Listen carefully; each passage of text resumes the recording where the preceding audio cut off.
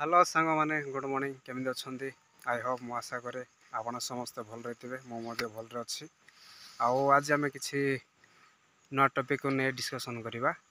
से टॉपिक हूँ कि पनीपरिया चाष कि जेकोसी चाष आम कि डिस्कसन करवा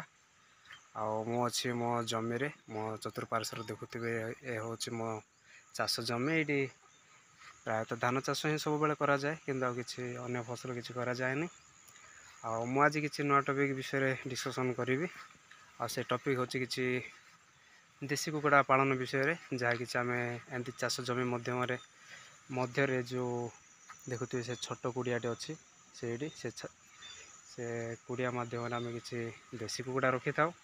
आठी कि अल्प कि हाथ मुठा तो किसी पैसा आसेनी तथापि आम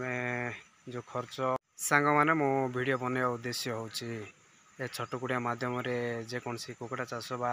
ना बतक चाष ना छेली चाष कर किंतु से तीनो चाष मध्यम जेकोसी आम कर छोट अमाउंट आम स्टार्ट कले हेब किंतु मु यह वीडियोर उद्देश्य हूँ गाँव में रोहुवा युवा माने बेकार रहा अपेक्षा जेकोसी आमर चाष जमी छोट कुड़िया कि जेकोसी छोट घर कि करी बेकार रही जाउछन्ति से माने सेमती छोट कुड़िया करी आम टंगा 2 टंका अर्जी पारिबा जहाँकि आमर हाथ पाउना किछि खर्च भी हो आजिकल तो समस्ते जानते मोबाइल रिचार्ज गुड़ा विभिन्न रिचार्ज आम कर आम आराम से काढ़ी पारिबा जहाँकि आम प्रायतः मु प्रायोरिटी देवी देसी कुकुड़ा को लेकिन देसी कुकुड़ा तो किसी खर्च नुहे खाली आम जगिदेले जदि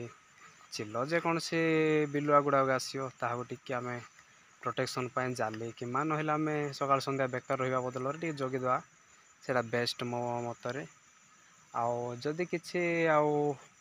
बीन्स चाष पनीपरिया चाष जदि करुचु से गुड़ाक भल प्रॉफिट थाए पनीपरिया चाष से गुड़ाक करंतु तापर एमती किसी आमर पार्ट टाइम जॉब परी कले जहाँ आमर खर्च भी बाहरी पड़ो से उद्देश्य को नहीं मुझे वीडियो बनाऊँगी जेकोसी युवा मैंने चाष इनवल्व अच्छा कि करुँच निश्चय कमेंट माध्यम जनातु मो वीडियो केमिति लगिला निश्चय तो कमेंट माध्यम जनइबे एतिक मोर टॉपिक रखुची निश्चय जनातु केमिति मो वीडियो कोऑपरेट करंतु सब्सक्राइब करंतु लाइक करंतु शेयर करंतु